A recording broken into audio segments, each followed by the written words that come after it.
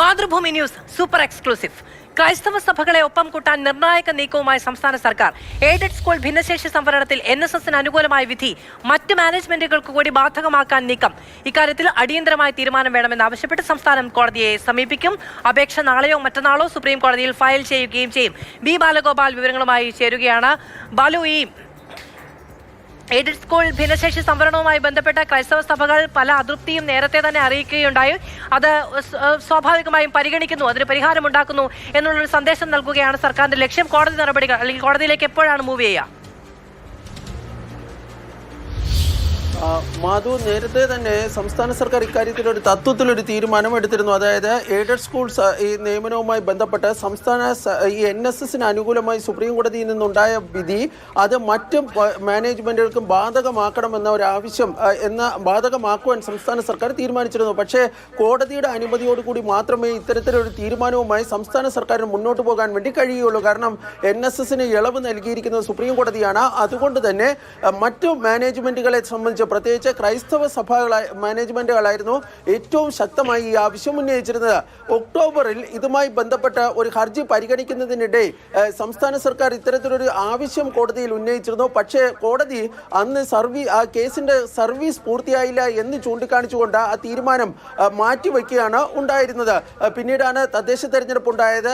ഈ വലിയ തോതിൽ ഈ ന്യൂനപക്ഷ മേഖലയിലൊക്കെ CPMന് വലിയ തിരിച്ചടി ഉണ്ടാകുന്ന ഒരു സാഹചര്യം ഉണ്ടാകുകയും ചെയ്തിരുന്നു. ഇതിനുശേഷം ഈ ക്രൈസ്തവ സഭ മേലധ്യക്ഷന്മാരുമായി സംസ്ഥാന നിയമമന്ത്രി P. രാജീവ് ഉൾപ്പെടെ കൂടിക്കാഴ്ച നടത്തിയപ്പോൾ സംസ്ഥാനം മുന്നിട്ടിറങ്ങി ഇക്കാര്യത്തിൽ ഒരു അടിയന്തര തീരുമാനം കൊണ്ടുവരണമെന്നൊരാവശ്യം ഈ സഭാ മേലധ്യക്ഷന്മാർ സർക്കാരിന് മുൻപാകെ വച്ചിരുന്നു എന്നാണ് അറിയാൻ വേണ്ടി സാധിക്കുന്നത്. ഏതായാലും ഇതിന്റെ പശ്ചാത്തലത്തിലാണ് സംസ്ഥാന സർക്കാർ ഇപ്പോൾ സുപ്രീം കോടതിയിൽ ഒരു പുതിയ അപേക്ഷ നൽകുവാൻ വേണ്ടി തീരുമാനിച്ചിരിക്കുന്നത്.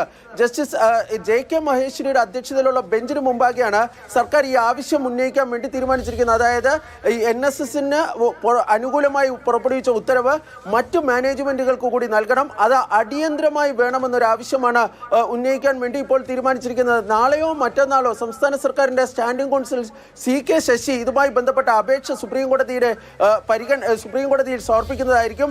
ഒരുപക്ഷെ സീനിയർ അഭിഭാഷകർ തന്നെ ഹാജരായി ഇക്കാര്യത്തിൽ കോടതിയുടെ തീരുമാനം വേഗത്തിലാക്കുന്നതിനുള്ള ഒരു നടപടി സ്വീകരിക്കാനുള്ള സാധ്യതയുമുണ്ട്.